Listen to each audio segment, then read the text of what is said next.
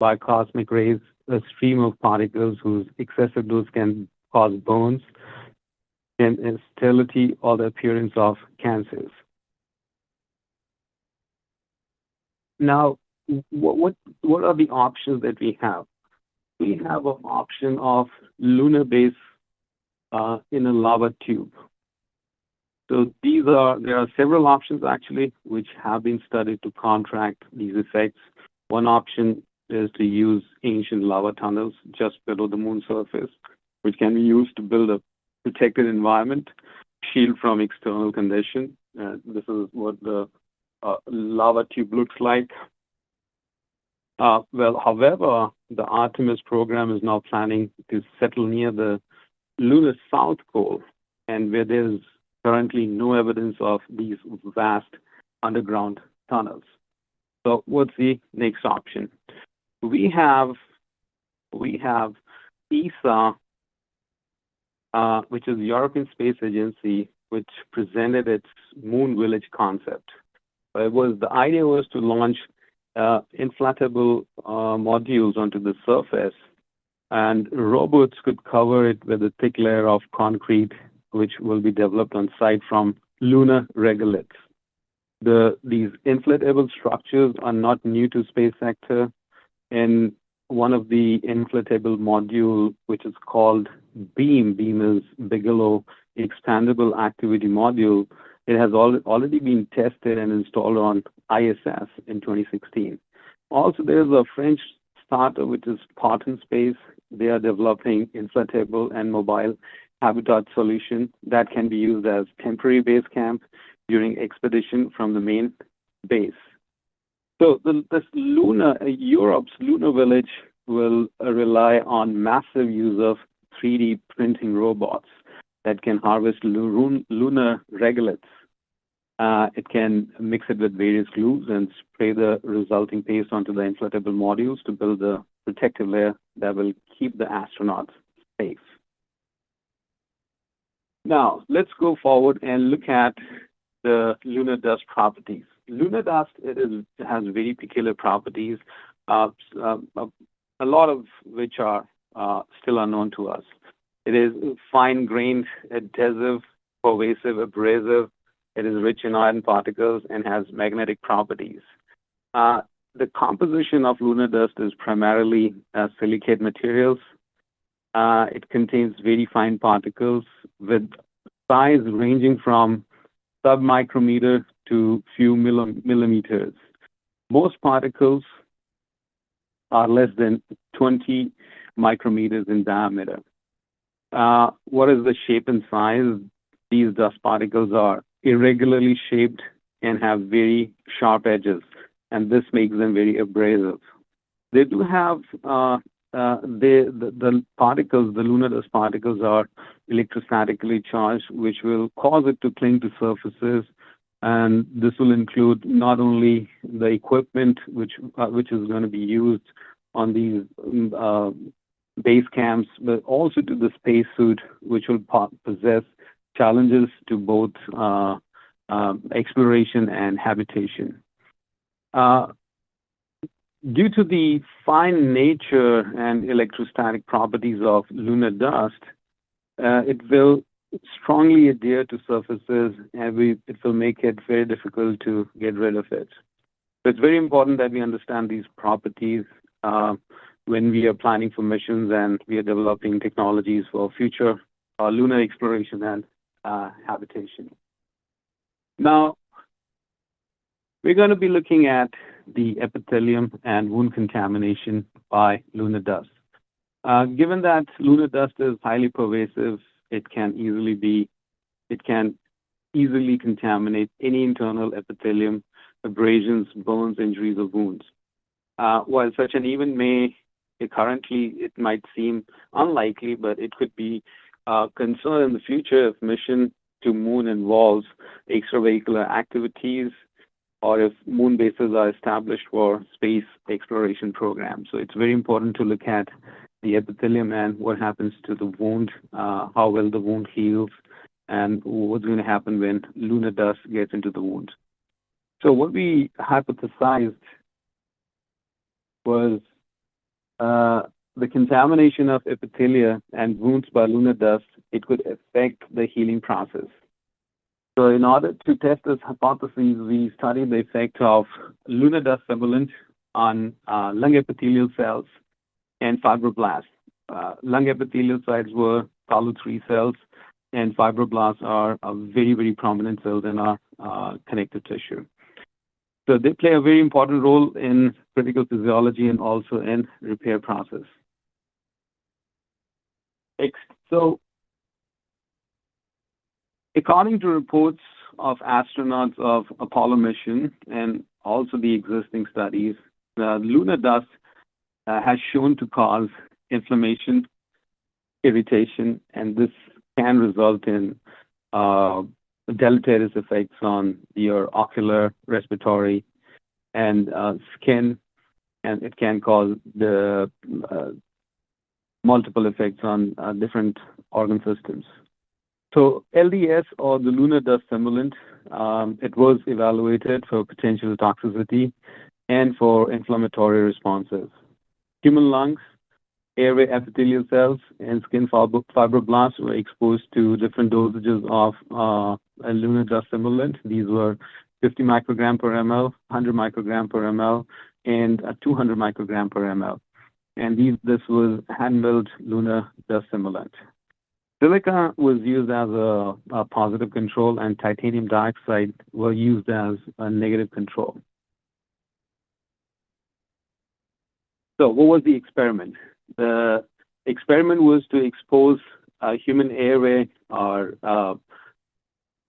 lung epithelium to LDS. And the dosages were 50 microgram per ml, 100 microgram per ml, and 200 microgram per ml. So the human airway epithelial cells with gap junctions were exposed to these different dosages to assess preliminary cellular and toxicological effects. Now, what happened was all these particles, all the species were effectively internalized by the cells.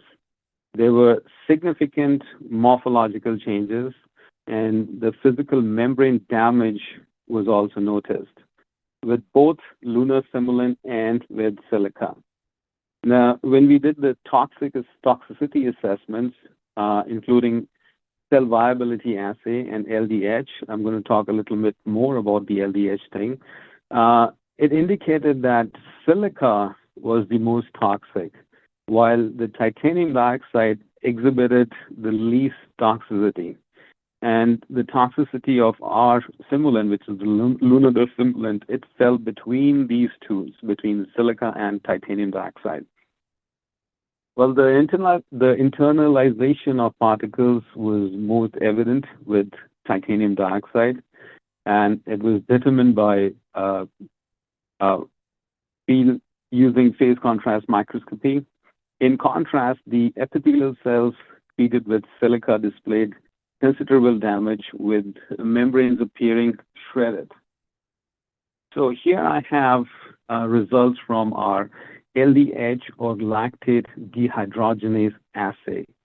A few words about the LDH assay. It is a widely used biochemical test to measure the cell viability, cytotoxicity, and cell damage.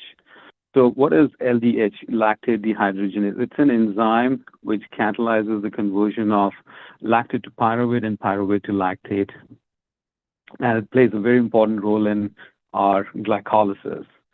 So what are the key features of this assay? LDH is released into the extracellular space when cells are damaged or lysed. So if the cells were all intact, LDH will stay inside the cell. But if it's lysed or damaged, then LDH comes out.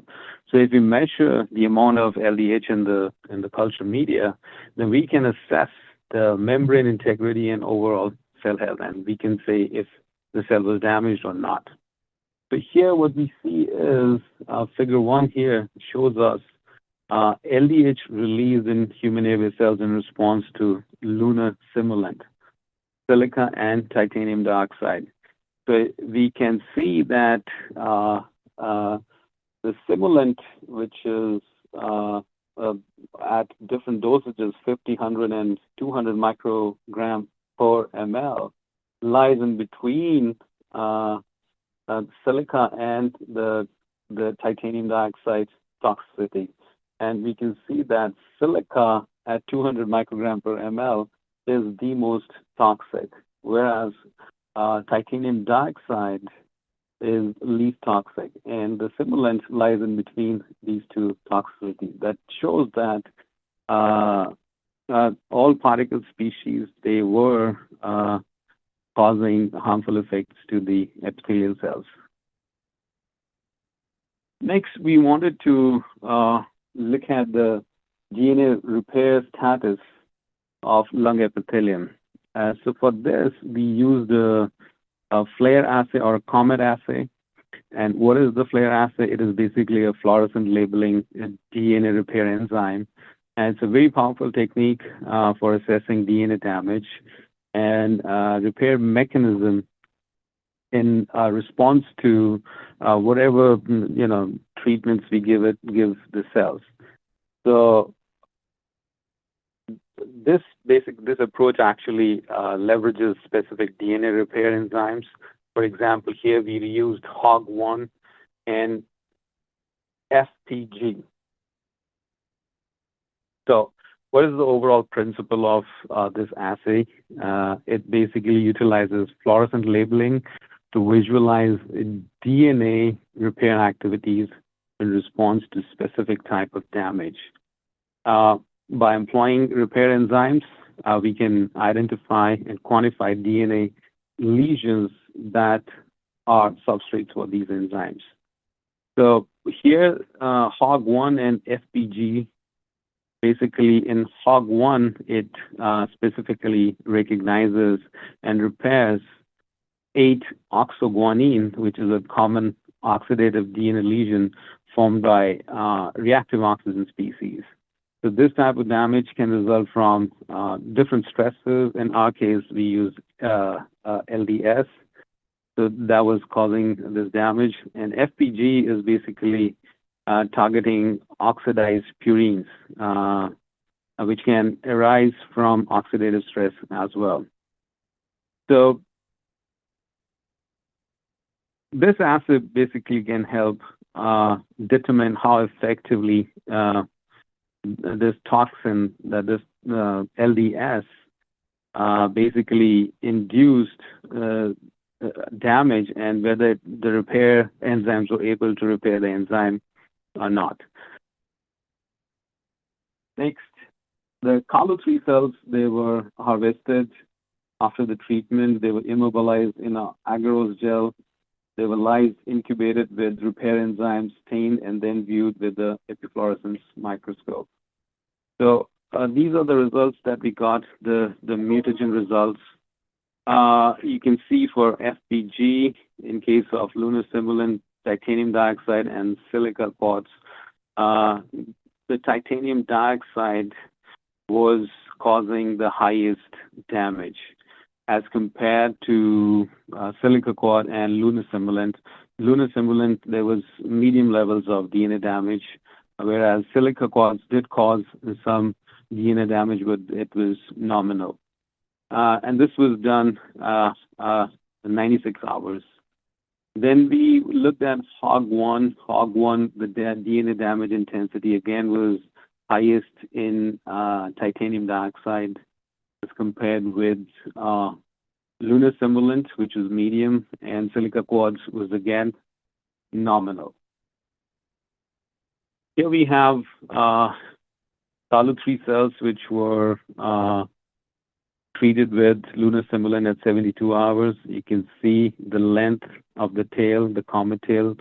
And when we compare it to the lunar simulant on the left to titanium dioxide on the right, we see much, the length of the tail is much longer as compared to the lunar simulant. And this was what we saw with DNA damage intensity in the previous graphs. Next, what we wanted to do was we wanted to look at human dermal fibroblasts. So human dermal fibroblast, again, we wanted to look at the effects of LDS at a final concentration of 100 microgram per ml. And what all analysis we did with human dermal fibroblasts. I'm not going to show all the results here, but these are the analysis that we performed. We did a cell viability and cell toxicity assay, which is a MTD assay. It's a colorimetric assay. If the cell is metabolically active, we'll see that a formazole dye will get converted into a much darker solution, which will give us the cell viability and the level of activity in a cell. And then we wanted to look at a scratch assay, which is nothing but the ability of cells to migrate. And we also wanted to look at the gene expression in the human fibroblasts, which were exposed to 100 microgram per ml of LDS. Also, we wanted to look at the apoptosis assay and also the morphology and organization of the cytoskeleton, which was done by immunofluorescence imaging. So the very first result here we see is of caspase 3-7 activity. So what they do is we see level of human dermal fibroblasts, their viability and proliferation decreases, and there is increase in apoptosis. So when we're looking at apoptosis pathway, we utilize caspase 3 and 7, which are the executioner enzymes, and they play critical role in programmed cell death. So what's the function of caspase 3 and 7? 3 is basically referred to as apoptotic executor. It is activated downstream of initial caspases and is responsible for cleaving a wide range of substrate. And this leads to morphological and biochemical changes which are associated with apoptosis. And these changes include DNA fragmentation, cell is going to shrink, there's going to be blebbing in the membrane. And similarly with caspase 7, we'll also see that it's a very similar, it has similar functions to caspase 3 since it's also an executioner enzyme. So all of the above changes will be seen in the cell. Now, when these both are activated, they will lead to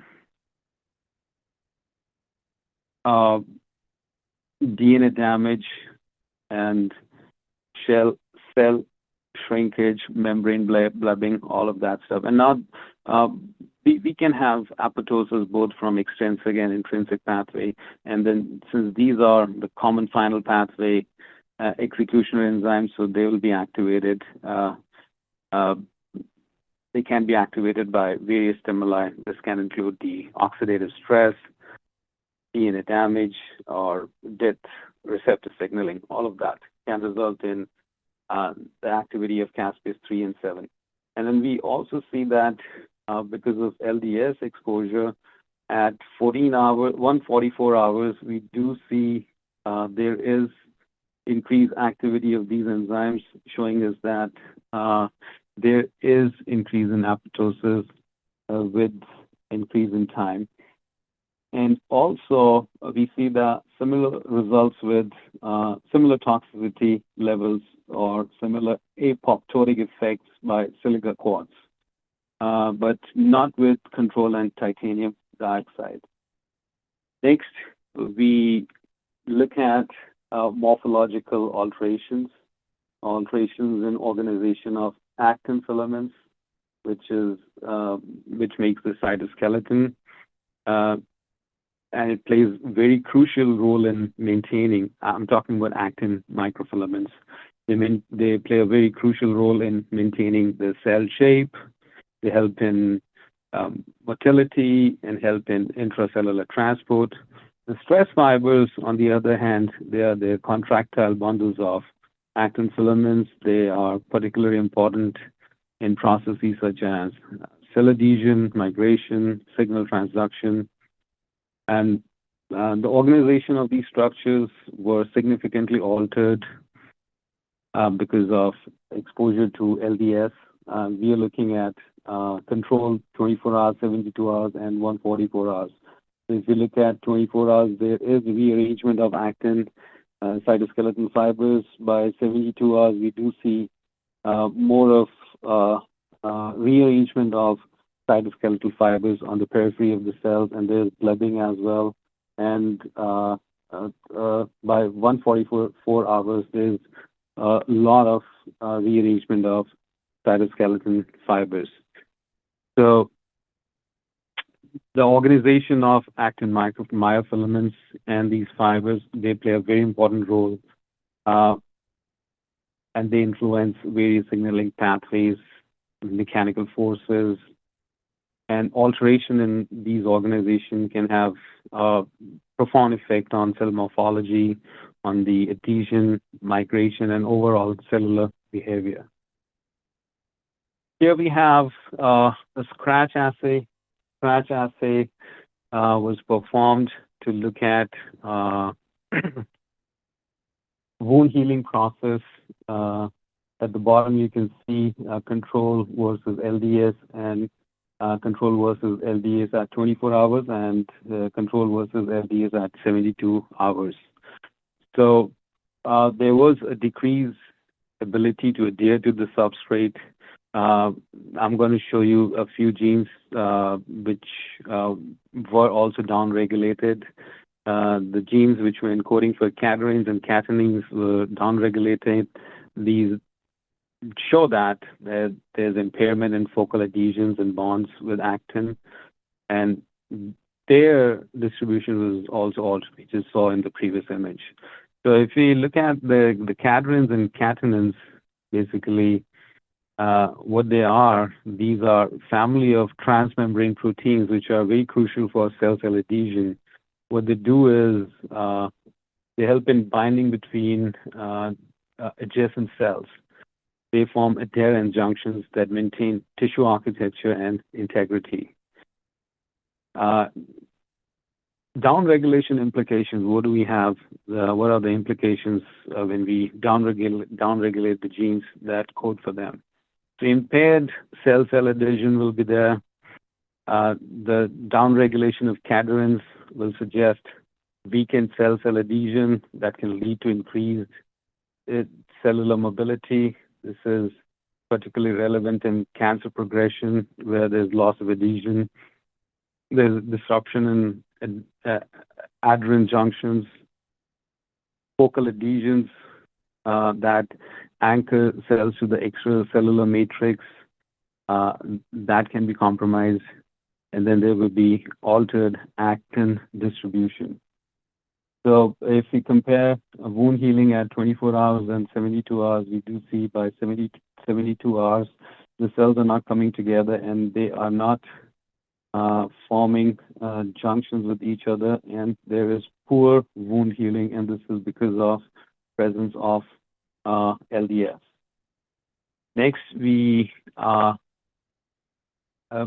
before going further, I just wanted to say a few words about the scratch assay. What's that assay? It's basically utilized to create a scratch, or let's say a gap in cell monolayer, and this is typically in a culture dish, and we can monitor how quickly the cells will migrate to close the gap over time. And the rate of wound closure will be quantified. It will provide us insight into cell migration and proliferation capacity. So basically what happens in wound healing is it's a very complex multi-phase process, actually.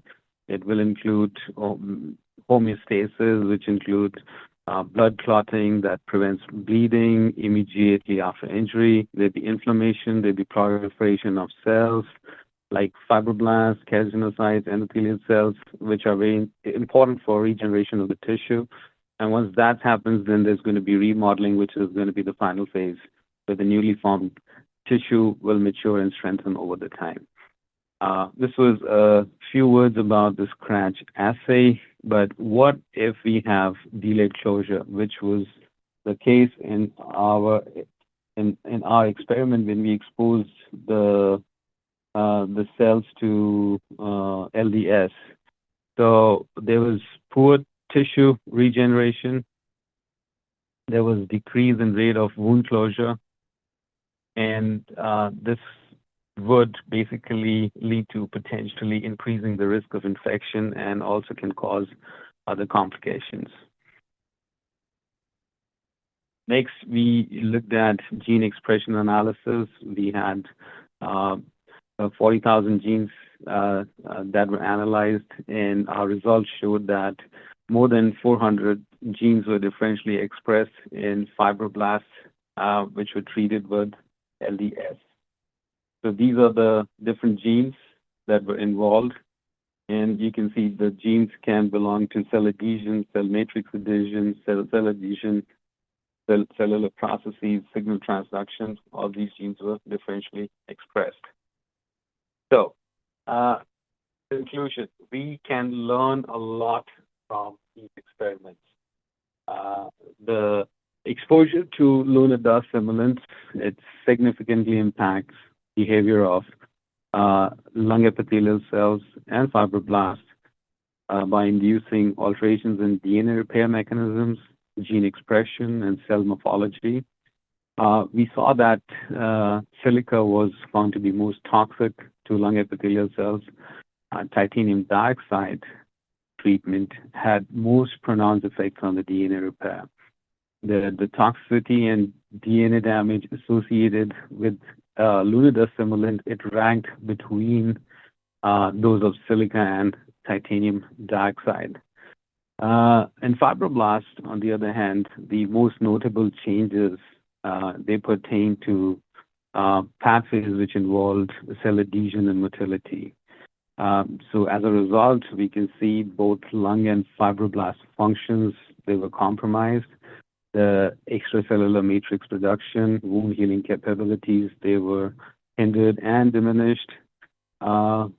Furthermore, exposure to lunar dust simulant and lunar gravity, this may elevate inflammation through specific pathways while temporarily suppressing the immune response. So what further studies, what we want to do is expose these cells not only to LDS, but also to lunar gravity. We do have our RPM, which is random positioning machine, that can be used to mimic lunar gravity here on Earth. So what we want to do is we want to expose the cells both to LDS as well as lunar gravity and see what are the results. So with this, I'm going to stop my presentation. Thank you all for your patience. Thank you very much, Vivek. Is there any question from our audiences? You can type your question in the chat box and our presenter will answer them. Vivek, here is a question from Jonathan. He's asking, do we need lunar dust to combat things from returning to Earth? Is that key research behind it? Do we need lunar dust to combat things from returning to Earth? Is that key research behind it? Well, the key research is as we plan to do longer term space research, we want to make habitation on lunar surfaces, and from there we want to go to Mars, and then what's going to happen is if we stay on moon surface for extended period of time, the lunar dust, it's not only going to affect the equipment but the health of the astronauts as well. Now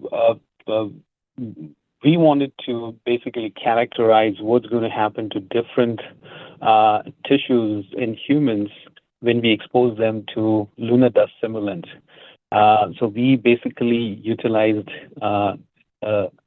the epithelial cells from the lungs, which were Cal3 cells, because whenever we inhale, no matter what, how much good the HVAC system we put up on lunar surface, some kind of lunar dust is going to be inhaled by the astronaut. Some level of dust will reach their lungs. So what is the effect, or what are the harmful effects this particular dust at different concentrations is going to have on the lungs? We wanted to look at that, and also we wanted to look at what's going to be the effects of different dosages of lunar dust on the wound healing, on the fibroblast.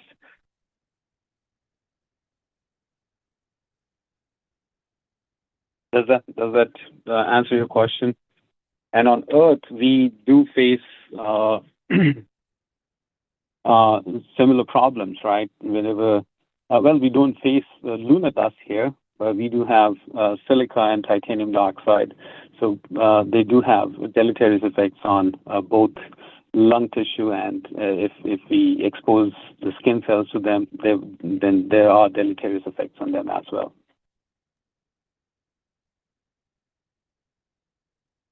Okay, thank you. And here is another question from Catherine. Do we have information on whether lunar dust illness pose a contagious threat? A contagious threat, does it mean if a person is affected by lunar dust, then that person can transfer the disease to the other person? I don't think so. We don't have that information. But yes, there is information about Akata cells, which are immune cells, and Epstein-Barr virus is what these cells show. They basically exposure to different levels of LDS. There's a study actually, just give me a second, I might be able to pull up that study.